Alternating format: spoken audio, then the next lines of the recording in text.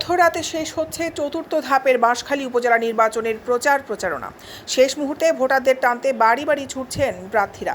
বিভিন্ন এলাকায় দোয়া ও সমর্থন প্রত্যাশার পাশাপাশি প্রতিশ্রুতির কথা জানিয়ে পোস্টার লাগিয়েছেন এবং ব্যানারও টানিয়েছেন। কর্মীদের সঙ্গে নিয়ে গণসংযোগ, পথসভা, উঠান বৈঠক ও ভোটারদের দাঁড়ে দাঁড়ে ছুটে ভোট, দোয়া, সমর্থন প্রার্থনা করছেন তারা।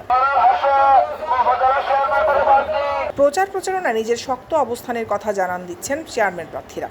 তাদের ছবি সম্বলিত পোস্টার ও ব্যানার শোভা পাচ্ছে বিভিন্ন এলাকায়।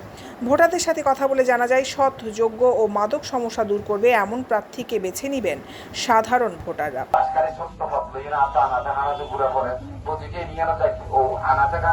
উপজেলা নির্বাচন কর্মকর্তা অফিস সূত্রে জানা যায়, চতুর্থ ধাপে আগামী 5 জুন বাঁশখালী আসনে 115টি কেন্দ্রে ব্যালট পেপারের মাধ্যমে ভোট গ্রহণ অনুষ্ঠিত হবে।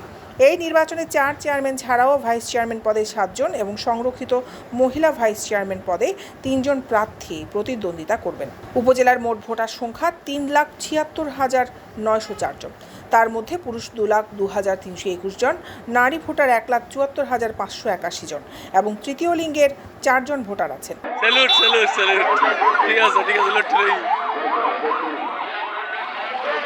বাঁশখালী থানার officer in-charge OC Mohammad Tofayel Ahmed বলেন, আমরা নির্বাচনকে ঘিরে সব ধরনের সতর্কতা অবলম্বন করেছি।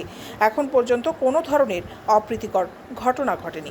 আশা করছি সুন্দর একটি নির্বাচন উপহার দিতে পারবো। আমাদের ব্যাপক প্রস্তুতি আছে। আমাদের 850-এর উপরে পুলিশ ফোর্স অফিসার এখানে নিযুক্ত থাকবে, অর্থাৎ ডিপ্লয়মেন্ট হবে। আমাদের আগামীকাল ব্রিফিং প্যারেড আছে। আর অন্যান্য প্রসঙ্গে ভোটের পারিপার্শ্বিকতা কেমন চলতেছে সেটা নিশ্চয়ই আপনারা দেখতে পাচ্ছেন।